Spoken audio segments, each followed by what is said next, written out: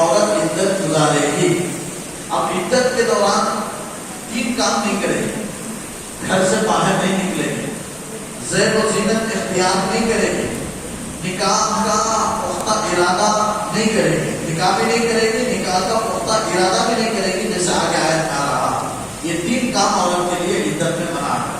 بناؤ شکار بھی نہیں کرے گی. بناؤ شکار یہ چھوڑ دینے کو شوق بنانا کہتے ہیں, یعنی ترک زینت کو شوق بنانا. خوشبو کی چیزیں استعمال نہیں کرے گی, رنگین کپڑے نہیں پہنے گی, بالوں میں تیل نہیں لگائے گی. ہاں اگر کسی وجہ سے چوم وغیرہ یا سر میں تکلیف ہو, تیل نہ لگانے کی وجہ سے, تو بغیر خوشبو والے تیل استعمال کرے گی. اور زیب و زینت کے ساتھ چوٹی نہیں ڈالے گی, کنگھی نہیں کرے گی. تو زیب و زینت کے جو زیورات نہیں پہنے گی, رنگین کپڑے ریشمی کپڑے نہیں پہنے گی, بھڑکیلے کپڑے نہیں پہنے گی. یہ سب عورت کے لیے عدت کے اندر یہ احکامات ہیں. تو عدت گزارنا عورت کے لیے فرض ہے اور شوق منانا واجب ہے. عورت رشتہ داروں میں اگر کسی کا انتقال ہو جائے, خاص رشتہ دار کا بھی انتقال ہو جائے, تو 3 دن تک شوق منا سکتی ہے.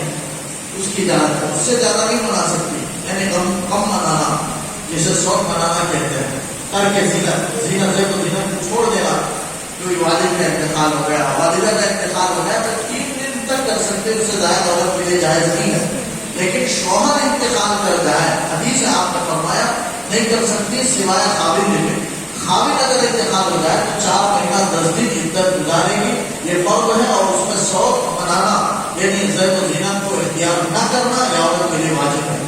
اگر کوئی عورت عدت نہیں گزارتی, گنہگار ہو, یا عدت کے اندر شوق نہیں مناتی ہے, کم نہیں مناتی ہے, زیب و زینت کو اختیار کرتی ہے, تو واجب کو چھوڑنے والے ہوں گے, سب کو گنہگار ہوں گے. لہٰذا یہ عدت کے احکامات ہیں. عدت کے اندر یہ حکمت ہے. اب عدت کے اندر خرچہ, اگر طلاق کے ذریعے سے عدت ہو تو پھر شوہر خرچہ دے گا. جب تک 3 مہینے کی جو عدت ہے, 3 ہے, اس کا خرچہ شوہر کے ذمہ دار, شوہر کے ذمہ ہے کہ خرچہ دے. عدت وفات کا خرچ نہیں ہے, لیکن اس کی وراثت کو حقدار ہوگی. بیوی فوراً مرنے کے بعد اس کی وراثت تقسیم کر دی جائے گی. اس میں سے بیوی کا جتنا حصہ ہے وہ حصہ بیوی کو دے دیا جائے گا. وہ خرچ کرے گی, اس لیے کہ شوہر نہیں انتقال کر گیا تو کیسے خرچ دے گا. لیکن عدت طلاق میں شوہر خرچہ دے گا. لیکن اگر طلاق رجعی ہے تو اپنے وہ عورت شوہر کے گھر میں رہے گی اور زیب و زینت اختیار کر سکتی ہے.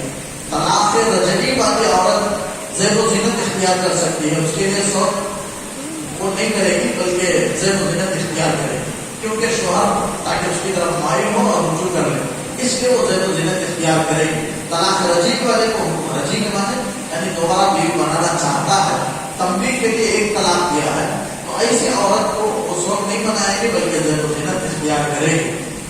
یہ مسائل ہیں. تو خرچہ یہ شوہر کے دل میں ہے کہ وہ عدت کے ختم تک وہ عورت کے خرچے کا برداشت کرے, اپنی استطاعت کے مطابق اس کا خرچ دے. اب عدت کے اقسام ہیں, ایک عدت وفات ہے, عدت طلاق ہے. عدت طلاق تو 3 ہے اور عدت وفات 4 مہینہ 10 دن ہے. پھر عورت کئی قسم کے ہوتے ہیں, یعنی بالغہ بھی ہوتی ہے, نابالغہ بھی ہوتی ہے. اسلام کے اندر رواج ہے بالغ ہونے سے پہلے بھی نکاح جائز ہے عورتوں کا, جیسے دوسرے علاقوں میں کر دیا جاتا ہے نکاح. بچپن ہی کی حالت میں چھوٹے بچے اور چھوٹی بچی ہونے کی حالت میں دونوں کا نکاح کر دیا جاتا ہے, لیکن رخصتی بعد میں ہوتی ہے جب وہ والدین چاہتے ہیں, دو رشتے دار جب چاہتے ہیں تب رخصتی ہوتی ہے. لیکن اسلام میں پہلے ایسے ہی رواج تھا بچپن کی حالت میں لڑکے لڑکیوں کا نکاح کر دینا. آج بھی دہلی طرف دیوبند طرف آج بھی اس کا رواج ہے. لہذا ایسا شرائع جائز ہے. اگر ایسا نکاح ہو جائے اور شوہر طلاق دے دے تو نابالغہ ہے تو اس کے لیے 3 مہینہ ہے, چونکہ حیض نہیں آتا ہے اس لیے اس کے لیے 3 مہینہ کوئی عدت گزارے گی. نابالغہ کے لیے بھی عدت گزارنے کا حکم ہے, لیکن وہ 3 مہینہ عدت گزارے گی. اور چونکہ اسے حیض نہیں آتا اور باندھی ہے اس کے لیے اس کا آدھا ہے 2 مہینہ گزارے گی. 3 مہینے کے بجائے 2 مہینہ یعنی اس آدھا حصہ کر دیا گیا. حاملہ ہے تو وضع حمل ہے, یعنی کوئی طلاق دیا لیکن عورت حمل کی حالت میں تھی تو جب تک وضع حمل نہیں ہوتا یعنی بچہ پیدا نہیں ہو جاتا تب تک وہ عدت گزارے گی. اس سے پہلے اس کی عدت ختم نہیں ہوگی, چاہے عدت طلاق ہو چاہے عدت وفات ہو. شوہر بھی انتقال کر گیا لیکن بیوی حاملہ ہے, حمل سے ہے تو جب تک حمل نہ ہو جائے، وضع حمل نہ ہو جائے، بچہ پیدا نہ ہو جائے، تب تک اس کی عدت کی مدت ختم نہیں ہو سکتی ہے۔ اب بالغہ پوری ہے تو اس کے لیے بھی 3 مہینہ ہی متعین ہے۔ اب بالغہ کے لیے یہ حکم ہے کہ وہ 3 حیض عدت گزارے گی۔ یہ سب عدت کے احکامات میں طویل ہیں، فقہ کی کتابوں میں بے شمار مسائل ہیں، تھوڑے سے وقت میں ان کو تمام بیان نہیں کیا جا سکتا۔ تو اس آیت میں اللہ تعالیٰ کہتا ہے والذین یتوفون منکم، تم میں کوئی وفات کر جائے، ویذرون ازواجا، بیویوں کو چھوڑ جائیں، یتربصن بانفسہن اربعۃ اشہر وعشرا، تو اپنے آپ کو روکے رکھیں گی 4 مہینہ 10 دن۔